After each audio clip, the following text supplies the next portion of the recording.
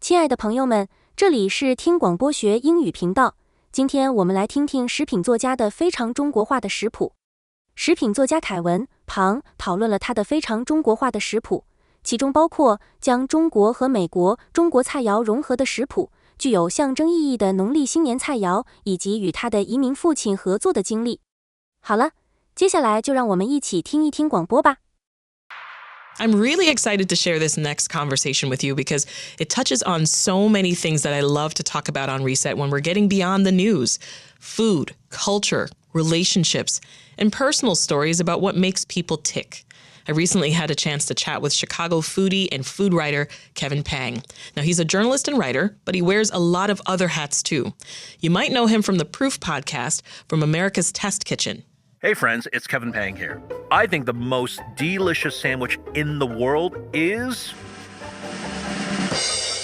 the Philly cheesesteak. Or his time with the Chicago Tribune. Or from Hunger Pangs. That's the YouTube cooking series that he hosts with his dad. Together, they cook traditional Cantonese dishes and some American Chinese classics too. I'm Jeffrey Pang. I'm Kevin Pang. Everybody loves Gong Pao chicken. Today we're making the most famous Chinese takeout dish ever. General Tso chicken. Right now on Hunger Pang. Well, Kevin Pang and his father adapted some of these recipes into a very Chinese cookbook, 100 recipes from China and not China. Now, it came out in the fall and made the New York Times 2023 Best Cookbooks list. With Lunar New Year celebrations underway, we invited Kevin on to talk about the significance of the foods eaten during this time and to learn more about the cookbook. I started by asking him what Chinese New Year celebrations were like for him growing up. When I think about Chinese New Year, I think about it's almost like American Thanksgiving because there are food traditions, in the same way that on Thanksgiving Day, you have to watch football and then you eat candied yams and mashed potatoes and turkey. For Chinese New Year, there's a very sort of specific set of things that you do. We would always go to our aunties and uncles and our grandparents' place. They would always give us these red pockets filled with money, which was awesome. Yes. And then there would always be food that we would eat. We would eat things like sesame balls, and we would eat fish, and we would eat chicken. And so the thing I remember with Chinese New Year was that it was just a lot of foods, a lot of respecting our elders. And for us kids, we got a lot of money, which was always very exciting for us. Sounds like a fantastic combination, especially when you're a kid. And a lot of the foods you say you must eat for Chinese New Year, they're homophones of auspicious words or words that suggest a positive future. Absolutely. Give us some examples. We have a homophone-based diet, I'd like to say, as Chinese, which means that we like to eat food that sound like words that are associated with good fortune and prosperity. So, for example, the Cantonese word for fish is yu, and it also sounds like the word for surplus. So we think that if we eat fish, we will have a surplus of money. And another example is that we always like to eat tofu on Chinese New Year. And because if you look at a block of tofu, Sasha, it looks, it's a square or cube shape. Right. And it looks like a field. And so the theory goes, and I don't think this has been scientifically vetted, but it's just something we've gone along with all our lives, is that if we eat tofu, we would have a bountiful harvest for the following year. So we like to eat food not only for its deliciousness quotient, but we also like to eat it because we'd like to think that it would bring us a certain measure of good luck in the following year. I'm so glad you shared that story. I also want to hear more about sesame balls, which you mentioned a moment ago, because I know there's a story there about keeping kids out of the kitchen when they're being made. Yes, it's kind of crazy, So sesame balls, they look like these. I mean, these are these round spherical fry balls that are speckled with sesame seed, right? The idea of why we like to eat sesame balls is because there's a Chinese phrase, and don't make me repeat it, but it's this Chinese phrase where if you eat it, you'll have gold and silver rolling into your household, okay? And so Chinese parents would take this so seriously that on the day before Chinese New Year, on New Year's Day, these parents would make these sesame balls, and they were not allowed to have kids in the kitchen because they don't want to jinx it in some way. Oh, so I know it's kind of crazy. So I remember my parents would make these sesame balls and they would say, Kevin, just stay out of the kitchen. Just keep playing Nintendo. And so I did that. And the day after, I got these really delicious, chewy, fried sesame balls and filled with lotus bean paste. And it was just absolutely delicious. Sounds yummy. What are your favorite Lunar New Year foods to not just eat, but to make?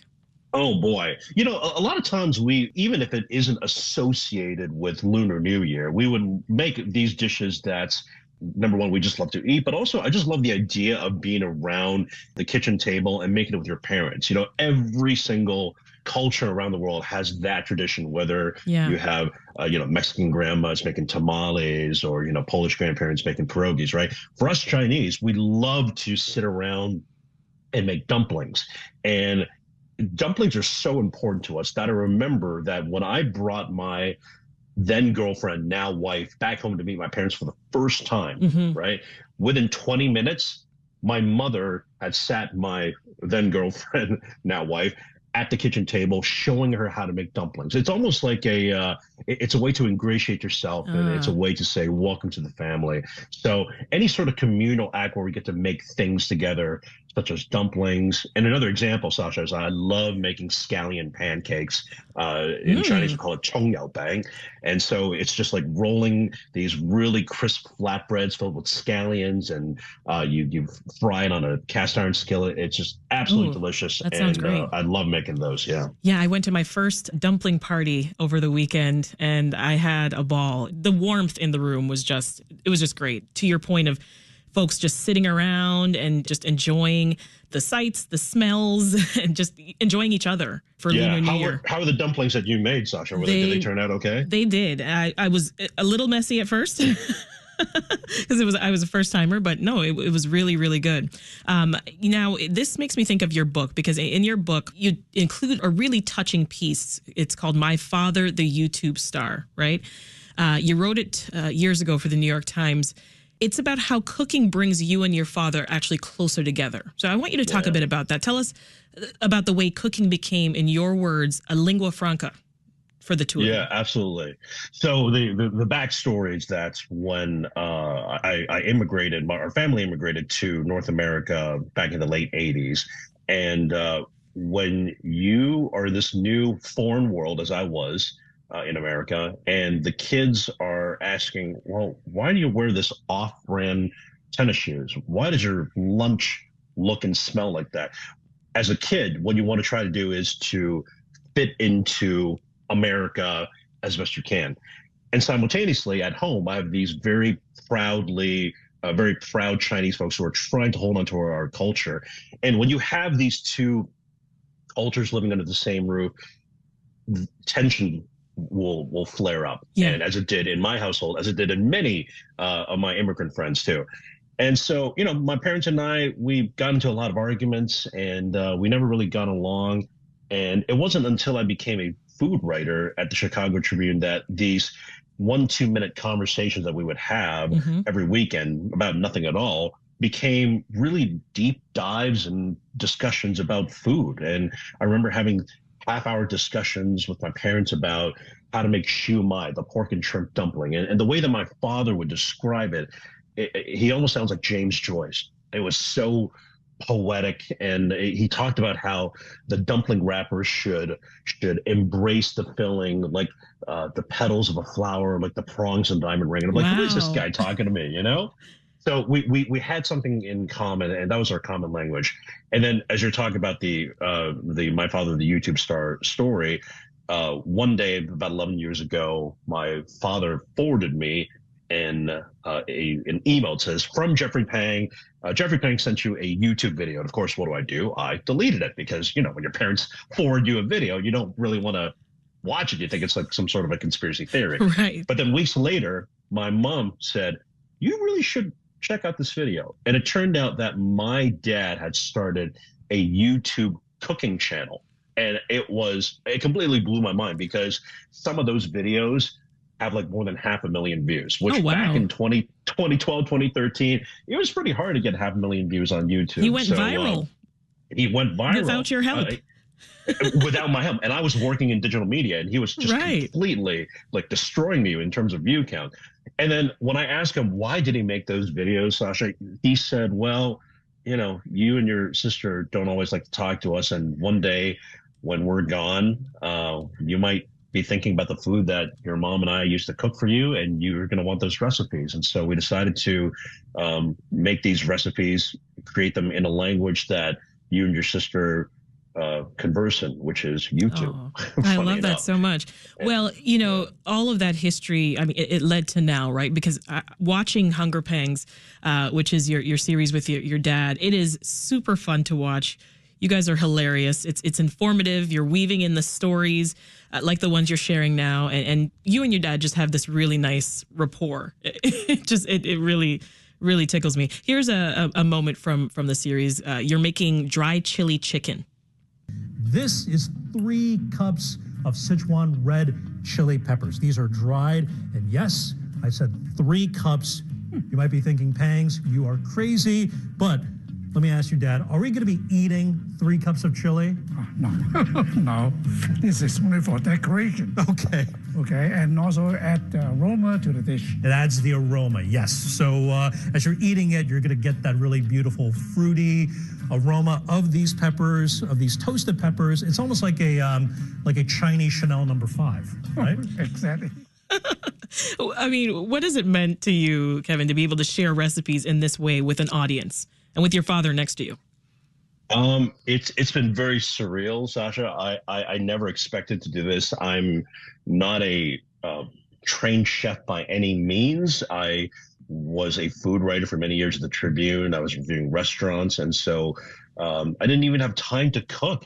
And it wasn't until I became a father myself that I realized that the act of cooking with your parents is such a sacred act, and it's something to be cherished. And to have some of these recipes, there's an entire chapter in a very Chinese cookbook that are recipes my parents had brought to them from Hong Kong on this tattered blue notebook, which they had jotted down, and they still have it some 35 years later. And to have those recipes tested by the test cooks at America's Test Kitchen and refined and have it out in the world. I mean, we're really, really lucky. I'm really, really grateful for that opportunity. Yeah.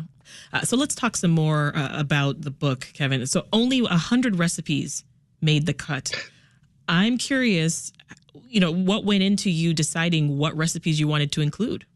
From the start, we knew that having a Chinese cookbook and trying to be comprehensive was just an impossible task unless you had 3,000 pages and like an Encyclopedia Britannica. We were never going to be comprehensive. So that made the decision then of just choosing our favorite recipes, a really natural one. And of course, Chinese cooking, when I think about China gastronomically, it's more a continent than it is a country. So the food that I would grow up eating in Hong Kong would not be recognized by a kid who grew up in Beijing, and it would not be recognized by a kid who grew up in Shanghai or Xinjiang or wherever.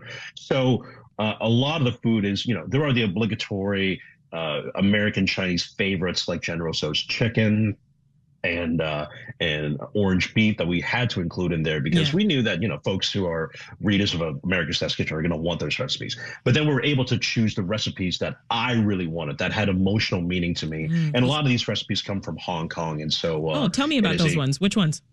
Oh, yeah. So there's a very unexpected dish, Sasha, called Portuguese chicken. Now you're thinking, what is a dish called Portuguese chicken doing in a Chinese cookbook, right? Well, if you look at just how, like, the Portuguese, like the spice traders, they eventually landed in Macau, which is 45 minutes west of Hong Kong, and from there they brought to Southeast Asia things that were heretofore not in Southeast Asia, things like curry powder and potatoes and coconut milk. And so the Hong Kongers have adapted this dish called Portuguese chicken. It is these chicken thighs that are like, seared really beautifully. And it's in this creamy curry coconut milk sauce that goes over steamed rice. And it is the mac and cheese, Sasha, of every Hong Kong kid. Oh my what goodness. Is mac and cheese to American kids? Portuguese chicken is for kids from Hong Kong.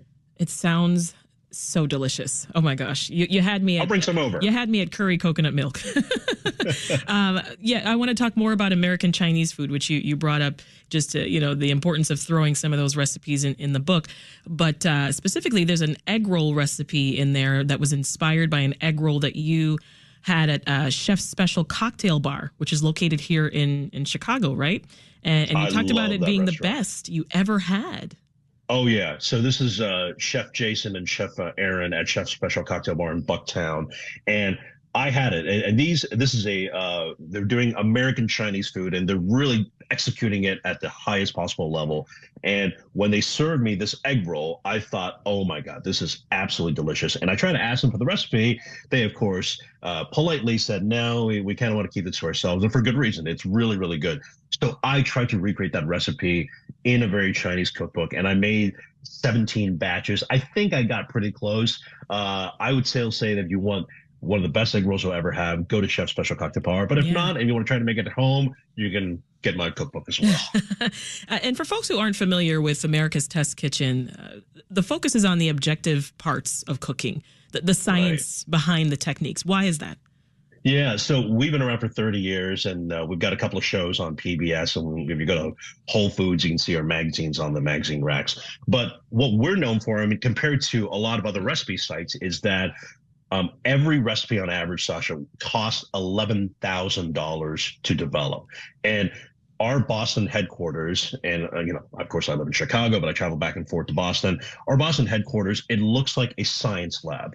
And there are cooks in there every single day testing recipes over and over and over and over. When we're done testing, we then send it to our home testers, and they make it themselves. And they have to score. 80% of those folks have to score, I would make this again. Otherwise, we start again. And we go back to the drawing board. What a process. And so, but yeah, it's a very, very long, rigorous process. And so by the time we publish a recipe, we feel so confident behind it. And, every recipe in this book was similarly rigorously tested as well.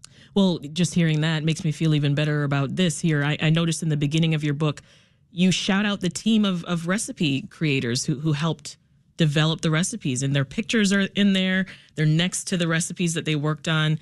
Just giving credit where credit's due. Why was that important for you to include? Oh, absolutely. These are the folks who put in the work. These are the people who are testing individual dumpling recipes and then testing hydration levels 5% at a time to 10% water, 15%. And it is yeoman's work, and I have all the respect and shout out to all the test cooks who worked on this. And it was just so much fun to collaborate with them. And look, these are not just my recipes, my family's recipes. These are the recipes from the test cooks who work in America's Test Kitchen. And so I'm very proud. And I think it was only the right thing to do to give them a shout out and give them the credit that they deserve. We'll leave it there. That's Kevin Pang of America's Test Kitchen and author of A Very Chinese Cookbook. Thank you so much. Thanks so much, Sasha.